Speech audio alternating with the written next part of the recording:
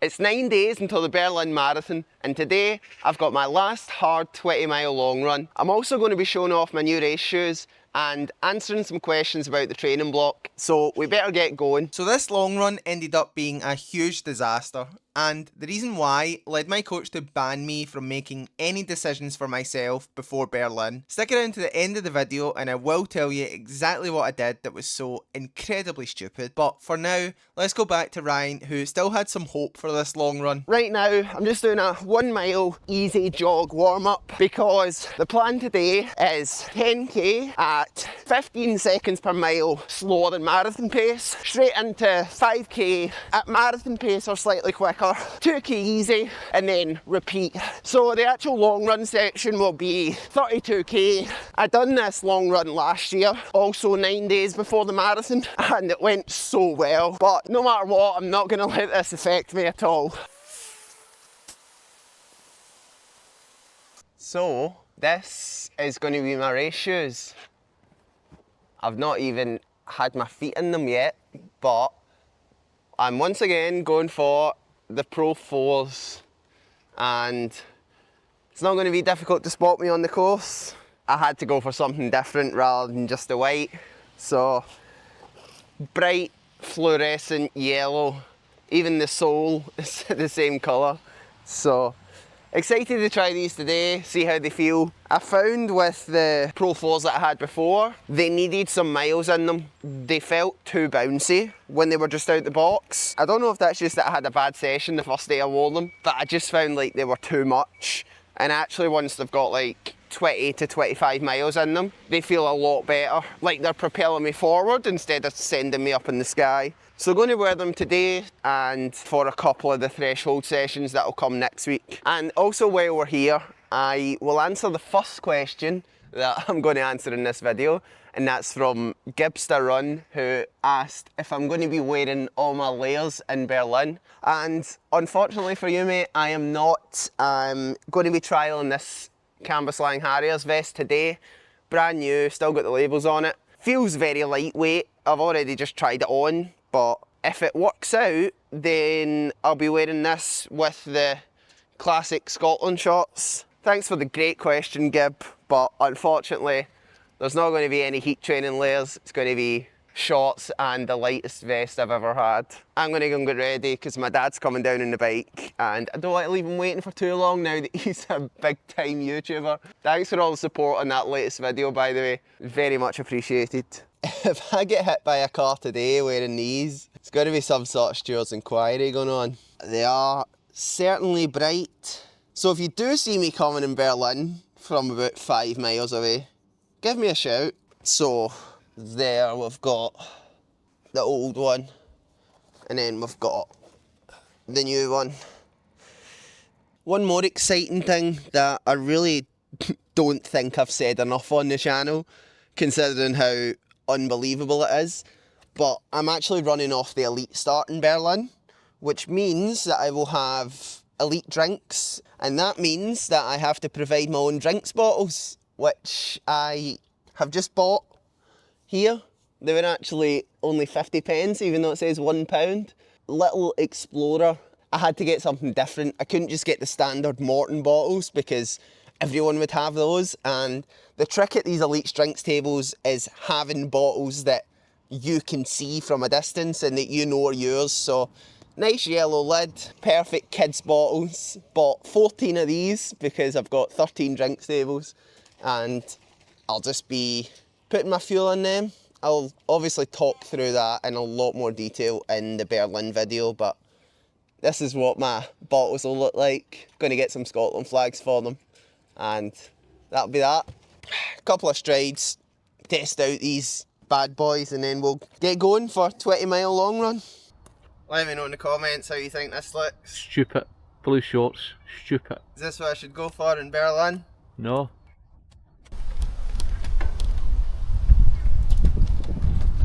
So the plan for this long run had been to run that first 10k at around 3:17 per k, which I did actually manage to do. However, this felt very hard from pretty much the get-go, and I knew I was going to really struggle to pick up the pace on the 5k section, which I was meant to run at 3:08 per k or goal marathon pace. And struggle I did. I ran the 11th K in 3:12 and felt like I was completely maxing out, so ended up settling back into the 3:17s just with a lot more effort. When I say this is the hardest that running these paces has felt in years, I'm not exaggerating. So after 15k, or less than half of the long run, I called it a day and phoned my coach to tell him all about it. Let's go now and answer some questions before I tell you all about it. So I asked if anyone had a few questions over on my Strava, and I'm very glad that I did, because that long run did not take as long as I expected it to. If you don't follow me on Strava and missed it, I will plan to do a proper Q&A at some point, maybe when we hit 10,000 subscribers, so subscribe.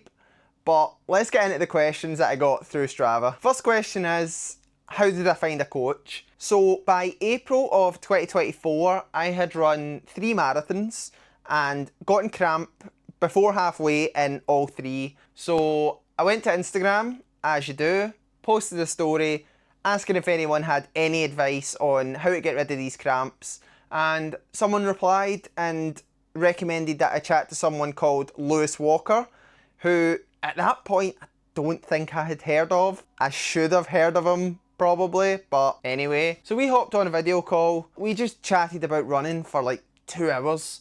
Didn't get to the bottom of the cramp. He obviously had a good few ideas of what could be causing it, but cramp is very complex and it's not always just one thing. But after that call, I just knew that I wanted this guy to be involved in my running, because when you speak to someone that knows exactly what they're talking about, you can just tell. So the next week, got on another video call and asked him if he would coach me, and his response was, "What would your dad say about that?" Because my parents were coaching me at that point, and honestly I think they were quite glad to be rid of the responsibility after 6 or 7 years. So he started coaching me in June of 2024, and that's how I found my coach. Next question, do I always do what my coach sets me? Yes, absolutely. I got into this coaching relationship fully putting my trust in him and decided that from day one. And honestly, the race results have just never suggested that I should do anything different, because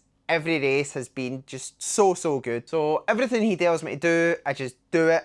I don't try and say, oh, should we do this instead? Because it's easier for me mentally, and it just lets me actually believe in what we're doing. The only time anything will ever change is like on Friday, if I'm feeling really bad, and I will just cut the session and let him know I was too tired, it wasn't happening today. I've been running for like 20 years and know when I'm digging myself a hole, and that's the only time that I won't do what's on the plan. And should also mention, he only gives me the hard days. So he'll give me Tuesday, Friday sessions, Sunday long run, and everything else I just fill in on my own. We have a discussion at the start of the training block. So for this one, he said max of 110 miles. We can go to 115 if we discuss it. So easy runs are just up to me, and I do them as in when I feel, with the priority always being those hard days. I know I can talk a lot, so you'll be glad to know that the next couple of questions are more quickfire. First, what do I do to relax and recover between runs? As little as possible. I will sleep as much as I can and only leave the house if absolutely necessary. Do I eat before or during my easy runs? I will definitely always eat before. I'll wake up around 8 AM, have a big bowl of porridge and go running about 10 or 11. Easy runs, I won't eat anything unless they're getting up over 90 minutes. That's when I'll start taking gels. Next question. Do my legs ever feel fresh? I'm a big believer in the fact that you get used to anything, and I think that when you're training hard, you just get used to your legs feeling a bit rubbish. So I never actually notice the fact that they're really tired. It's only when I step back off the training that I notice my legs feeling a lot better. And I would say that actually how I feel is that they're less stiff, and not necessarily that my legs feel fresher when the mileage is coming down. Next is, where do I hope to go with running? Honestly, I just want to run as fast as possible. There's quite a lot of positions on that Scottish Marathon all-time list that I'll have to jump before I'm really satisfied with how quick I've ran in the marathon. And after my 4th place in June, I would love to get a British medal at some point. And if you've been watching my videos since the start of the year, you will know that I need to get a Scottish senior title before I'm anywhere near done with this sport. Next question is, how do I set my race goals? So I would say if I'm racing in Scotland, I'm always racing to win, so that's easy. But if I'm doing a more time trial focused race, like a marathon or like a track race, I'll just know the pace that I expect to be able to run and lock into that for as long as possible. This definitely won't change mid-race because I feel like a pace feeling bad is kind of irrelevant when you're time trialing. I remember last year in Valencia, the first 5k felt so quick, but I knew that I was on the pace that I had to be on to run like 2:15. So I just stuck at it, and at some point it started to feel a lot better. Next up, we've got a question about the taper. So I will generally taper for at the most 2 weeks and a few days, but this time it was only 2 weeks. However, there aren't any massive reductions starting from 2 weeks out. For example, 12 days before Berlin, I did this session, which, although quite a bit smaller than this session that I did 19 days out, was still 15 miles total running and quite a bit quicker than marathon pace. So it's not like, okay, I'm tapering now, everything has to stop. We're still training well. And my thinking here is that I can do really good sessions when I'm in full training. And if I could replicate those on marathon day, I'd be in a really good spot. So I don't need to massively taper in order to run well. I made the mistake of over tapering in my first marathon, and that's because honestly, I hadn't trained that hard and I wasn't that fit, so I was hoping for a miracle. But I think if you've trained properly, if you're fit enough to run your goal, you don't need a massive taper in terms of the sessions, but the mileage should come down just so you're feeling a bit fresher. In terms of peak volume and peak speed, I did run one high week on the week that finishes 5 weeks out from Berlin, and that's only because I did the 55k day, which gave me a good chunk of mileage. But really, consistency is key here. If you're doing training that you can't sustain for say 6 weeks, you're probably doing too much, and you'd get a lot more out of just reducing the volume a bit and keeping it consistent for like 6 weeks. And when it comes to peak speed, I guess it's just kind of whenever I'm fittest in the block. I did do 2 faster sessions on the weeks that end 2 and 3 weeks out from Berlin, and those were just to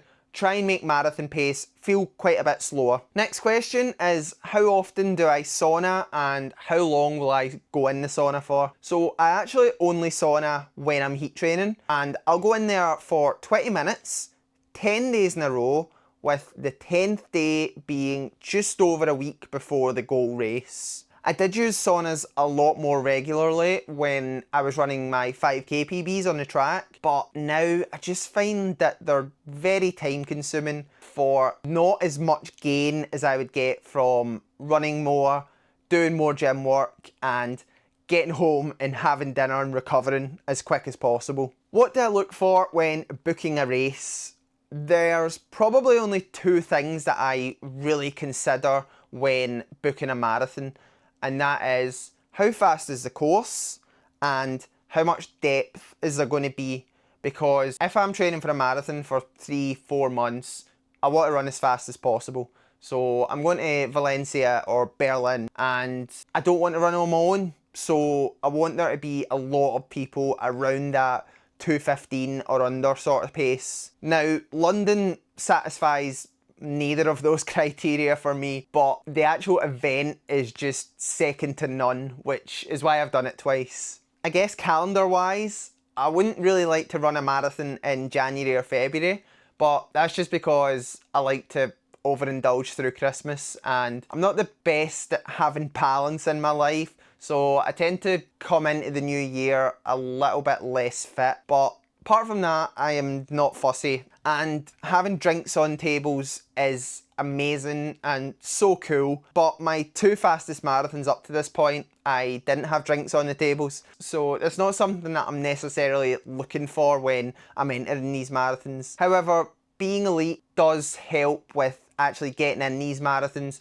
when you're not organised early, which is very helpful for me almost always. So the next question is a good one, and that is, how should you modify sessions for slower runners? So I think the unfortunate answer here is that the marathon is 42k no matter how fast you're running, so I wouldn't recommend modifying these sessions too much. And actually, from my experience of coaching athletes at all levels, it's not really about speed, it's more about your past training and your capacity for handling the training. In my opinion, if you're trying to break 3 hours in the marathon, I think you should be focusing on slowing down and trying to run up to 30k and having 24k of harder work in there. And this is going to help you a lot more than cutting the volume and trying to run faster. An important note here though is that I'm only talking about the marathon specific days. You should never neglect speed, even in the marathon block, but on those marathon specific days,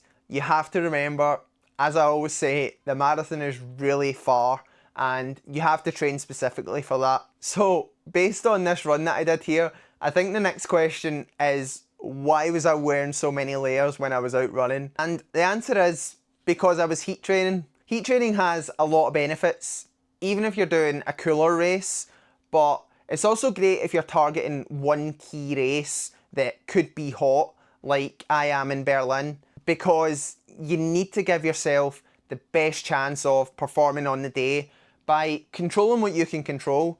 And honestly, I live in Scotland. I'm not going to get much heat training unless I actually seek it out. I did make a whole video on heat training when I was using it just before probably my best race ever, so I'll link that in the description. The final question is, what have I changed between Valencia and now, and how have both blocks compared? Not a lot has changed at all really. I came into this block with a lot more speed, which is a good thing, and I was also able to handle more volume in terms of easy miles and in terms of the session volume. The half marathon sessions were getting up as high as 20k when they sort of maxed out at like 16 to 18k in the Valencia block. Apart from that, it's probably just that the specific sessions have been tweaked a little, but the actual training philosophy is almost identical. In terms of how the block has actually gone, I think I can be honest now and say that it's been quite the challenge. It took me a long time to find my feet at the start of it. I came off that Birmingham 10,000 and ran 50 miles the next week, but after that, I honestly felt like I'd had a few weeks off.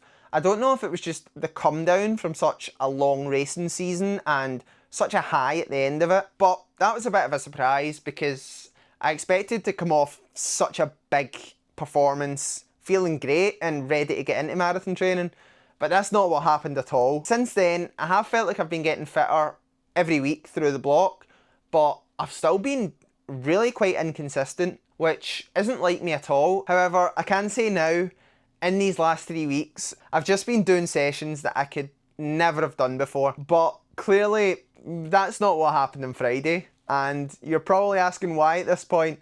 So let's get into the story of why Friday was so bad. So anyone that's been watching the channel for a while will know that before Valencia in December, I was still very worried about cramp because I'd had it in every marathon up until that point. So 24 hours before the race, I started putting a lot of salt in my water bottles and just drinking that instead of normal water. However, in this block, I've not seen any signs of cramp until I started heat training like 2 weeks ago, and I was getting little twinges of cramp in some sessions.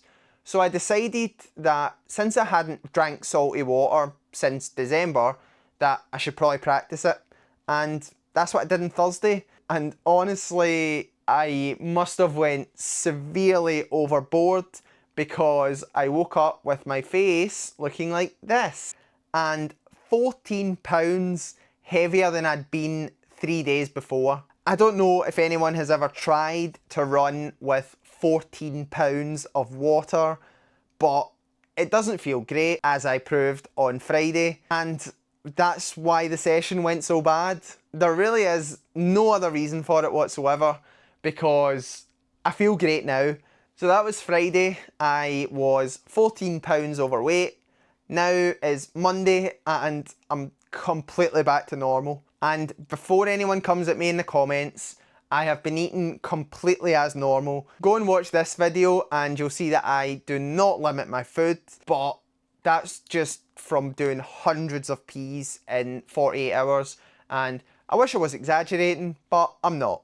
I'm very grateful to have a girlfriend who's a doctor and a coach who is a retired doctor, because they assured me that I was fine, just really, really stupid. And I've learned a big lesson, which I would rather learn in the last long run than learn at the Berlin Marathon. So if you want to see how the Berlin Marathon is going to go, subscribe and that'll be the next video. Thank you so much to everyone for the support in this block. It has been massively appreciated and I'll see you in Berlin. Cheers!